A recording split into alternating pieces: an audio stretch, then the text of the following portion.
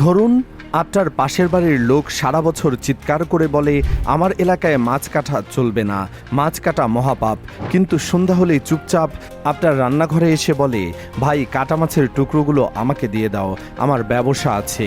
হাস্যকর শোনাচ্ছে, কিন্তু ঠিক এই হাস্যকর কাণ্ডটাই চলছে বছরের পর বছর ধরে আন্তর্জাতিক পর্যায়ে বিলিয়ন ডলারের অঙ্কে।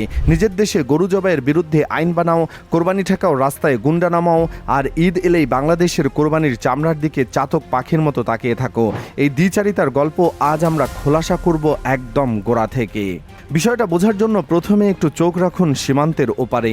গত কয়েক বছরে প্রতিবেশী রাষ্ট্রের একাধিক অঙ্গরাজ্যে গবাদি পশু জবাই ও পরিবহনের উপর এমন সব কড়াকড়ি আরোপ করা হয়েছে যা কার্যত মুসলিম জনগোষ্ঠীর ধর্মীয় অধিকারকে সংকুচিত করে ফেলেছে। গোরক্ষা আন্দোলনের নামে সেখানে এক ধরনের সামাজিক সন্ত্রাস চলে। গরু বোঝায় গাড়ি দেখলেই পিটিয়ে মারার ঘটনা ঘটে। আদালতের নির্দেশে রাজ্যের পর রাজ্যে গোহত্যা নিষিদ্ধ হয়েছে। সোশ্যাল মিডিয়ায় কোরবানি বিরোধী প্রচারণা চালানো হয় পরিকল্পিতভাবে। কিন্তু এই কঠোর নিষেধাজ্ঞার একটা মারাত্মক পার্শ্ব প্রতিক্রিয়া আছে, যেটা ওই দেশের নীতি নির্ধারকরা ইচ্ছাকৃতভাবে চেপে যান। গবাদি পশু জবাই সীমিত করার মানে হলো স্থানীয় বাজারে কাঁচা চামড়ার যোগান মারাত্মকভাবে কমে যাওয়া। আর কাঁচা চামড়া ছাড়া চামড়া শিল্প চলে কিভাবে? কাঁচামাল না থাকলে কারখানার চাকা ঘোরে কিভাবে? জুতো, ব্যাগ, জ্যাকেট, বেল্ট এসব তৈরি হয় কিভাবে? এখানে লুকিয়ে আছে গোটা খেলার আসল চাবিকাঠি। প্রতিবেশী দেশের চামড়া শিল্পের আকার বিশাল। সেখানে এই শিল্পের সাথে প্রত্যক্ষ ও পরোক্ষভাবে জড়িত প্রায় 17 লক্ষেরও বেশি শ্রমিক। কানপুর, চেন্নাই, কলকাতা এসব শহরে গড়ে ওঠা হাজার হাজার ট্যানারি ও প্রক্রিয়াজাতকরণ কারখানা বিশ্ববাজারে চামড়াজাত পণ্য রপ্তানি করে কোটি কোটি ডলার আয় করে।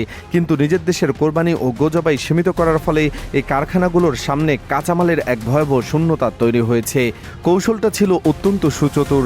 ঈদের পর বাংলাদেশের স্থানীয় বাজারে যখন কাঁচা চামড়ার দাম তলানিতে থাকতো, তখন সাধারণ মানুষ ন্যায্য দাম না পেয়ে হতাশ হয়ে চামড়া ফেলে দিত বা পুঁতে ফেলত।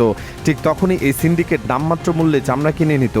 তারপর রাতের অন্ধকারে সীমান্তের ছিদ্র পথ দিয়ে সেই চামড়া পাচার হয়ে যেতেও পারে।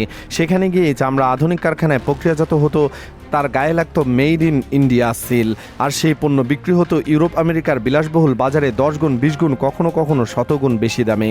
ভাবুন একবার, বাংলাদেশের কৃষকের উঠান থেকে যে চামড়াটি 200 টাকায় কেনা হচ্ছিল, সেটি ইতালির কোনো দোকানে 10,000 টাকার ব্যাগ হয়ে ঝুলছিল, আর এই পুরো মুনাফা যাচ্ছিল ওপারের পকেটে।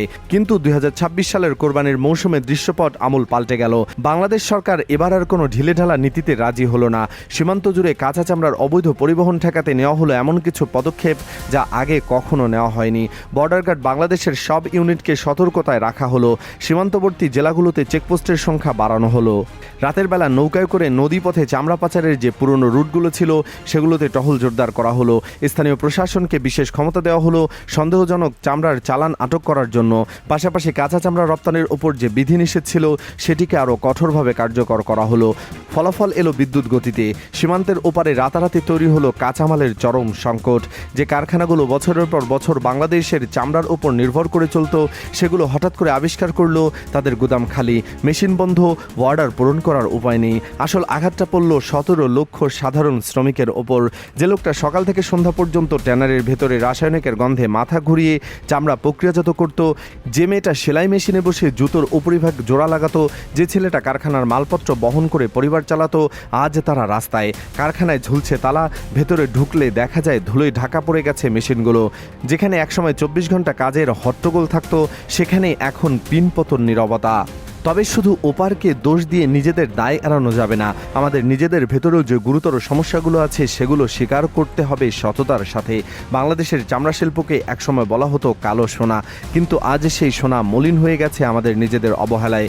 তৈরি পোশাক শিল্প যেখানে বছরে 50 বিলিয়ন ডলারের রপ্তানি লক্ষ্যমাত্রার দিকে এগিয়ে যাচ্ছে, সেখানে চামড়া খাতের রপ্তানি আয় বছরে আটকে আছে মাত্র 1 থেকে 1.5 বিলিয়ন ডলারের কাছাকাছি। এই বিশাল ব্যবধান কেবল দুর্ভোগের ফলাফল নয়, এটি আমাদের নিজেদের ব্যর্থতার ফল। হাজারীবাগ থেকে সাভারে চামড়া শিল্পনগরী স্থানান্তরের যে মহাযজ্ঞ শুরু হয়েছিল, সেটি হয়ে দাঁড়ালো এক দীর্ঘসূত্রিতার নমুনা।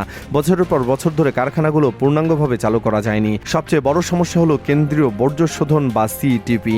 এই প্ল্যান্ট যথাযথভাবে কাজ না করায় কারখানা বিষাক্ত বর্জ্য সরাসরি পরিবেশে মিশছে, আর পরিবেশগত মানদণ্ড পূরণ করতে না পারায় আমাদের ট্যানারিগুলো আন্তর্জাতিক বাজারের সবচেয়ে গুরুত্বপূর্ণ সনদ লেদার ওয়ার্কিং গ্রুপ এবং LWEG সার্টিফিকেট থেকে বঞ্চিত রয়ে গেছে। এই সার্টিফিকেট না থাকার মানে কি? মানে হলো ইউরোপ আমেরিকার বড় বড় ব্র্যান্ড নাইকি, এডিডাস, যারা E&M এরা সরাসরি বাংলাদেশ থেকে চামড়া কিনতে আগ্রহী হলেও আন্তর্জাতিক কমপ্লায়েন্সের অভাবে তা করতে পারছে না। ফলে তৈরি হয়েছে এক বিষাক্ত চক্র। আমরা সরাসরি পশ্চিমা বাজারে ঢুকতে পারছি না বলে মুষ্টিমেয় কিছু চীনা ক্রেতার কাছে জিম্মি হয়ে পড়েছি। সেই চীনা সিন্ডিকেট আমাদের দুর্বলতা জানে। তারা জানে আমাদের ট্যানারির সনদ নেই, বিকল্প বাজার নেই, তাই তারা নিজেদের মধ্যে আতাত করে দাম নির্ধারণ করে দেয়, আর আমাদের ব্যবসায়ীরা বাধ্য হয়ে সেই পানির দামে চামড়া বিক্রি করে দেয়। এই জাতাকলে আমাদের কৃষক লোকসান গোনে, ব্যবসায়ী লোকসান গোনে, আর মুনাফা চলে যায় অন্যের পকেটে। এখানে গল্পটার সবচেয়ে বেদনাদায়ক মোড় নেয়। একদিকে আমাদের নিজের দেশের উৎকৃষ্ট মানের কাঁচা চামড়া ন্যায্য দামের অভাবে পচে নষ্ট হয়, মাটিতে পুঁতে ফেলা হয়, চোরাইপথে সীমান্তে পার হয়ে যায়, আর অন্যদিকে আমাদেরই দেশের বড় বড় জুতো কোম্পানি, ব্যাগ প্রস্তুতকারক, তাদের উৎপাদনের জন্য ভালো মানের প্রক্রিয়াজাত চামড়া কিনতে হয় বিদেশ থেকে চড়া দামে। একটু থামুন এবং ভাবুন, একটা কতটা পাগলামির কারবার। আমাদের ঘরের জিনিস চুরি হয়ে যাচ্ছে বাইরে, আর আমরা সেই একই জিনিস বাইরে থেকে কিনে আনছি 10 গুণ দাম দিয়ে। এর চেয়ে বড় অর্থনৈতিক আত্মঘাতী সিদ্ধান্ত আর কি বা হতে পারে? এই বাস্তবতার নিরিখে 2026 সালের সিদ্ধান্তটি এখন গুরুত্বপূর্ণ। সীমান্তে চামড়ার পাচার বন্ধের যে কঠোর পদক্ষেপ নেওয়া হয়েছে, সেটি শুধু একটি প্রশাসনিক আদেশ নয়, এটি একটি অর্থনৈতিক স্বাধীনতার ঘোষণা। এই একটি পদক্ষেপ তখনই সফল হবে যখন আমরা একই সাথে ঘরের সমস্যাগুলো সমাধান করতে পারবো। সাভারের সিইটিপি পুরোদমে চালু করতে হবে, ট্যানারিগুলোকে আন্তর্জাতিক পরিবেশগত মানদণ্ডে উন্নীত করতে হবে, LWG সার্টিফিকেট অর্জন করতে হবে যে কোনো মূল্যে। তাহলেই আমরা চীনা সিন্ডিকেটের বাঁধন থেকে মুক্ত হয়ে সরাসরি ইউরোপ ও আমেরিকার প্রিমিয়াম বাজারে ঢুকতে পারবো। ভাবুন, বাংলাদেশের কাঁচা চামড়া যদি দেশের ভেতরে আন্তর্জাতিক মানে প্রক্রিয়াজাত হয়, তাহলে যে চামড়ার টুকরো আজ 200 টাকায় পচে নষ্ট হচ্ছে, সেটি দেশের ভেতরে তৈরি জুতো বা ব্যাগ হয়ে $1000 বিক্রি হতে পারে। এই মূল্য সংযোজন যদি দেশের ভেতরেই হয়, তাহলে কর্মসংস্থান বাড়বে, রপ্তানি আয় বাড়বে, আর কালো সোনা নামটা আবার তার যথাযথ মর্যাদা ফিরে পাবে।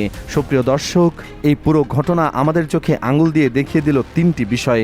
প্রথমত, অন্য দেশের ধর্মীয় রাজনীতি আর অর্থনৈতিক স্বার্থের মধ্যে যে ভয়ঙ্কর দ্বন্দ্ব চলে, তার মাসুল গুনতে হয় প্রতিবেশী দেশের সম্পদকে। দ্বিতীয়ত, কাঁচামালের ওপর যার নিয়ন্ত্রণ, আসল ক্ষমতা শেষ পর্যন্ত তারই হাতে থাকে। তৃতীয়ত, চোরাচালান ঠেকানো যতটা জরুরি, ঠিক ততটাই জরুরি নিজের শিল্পকে বিশ্বমানে নিয়ে যাওয়া।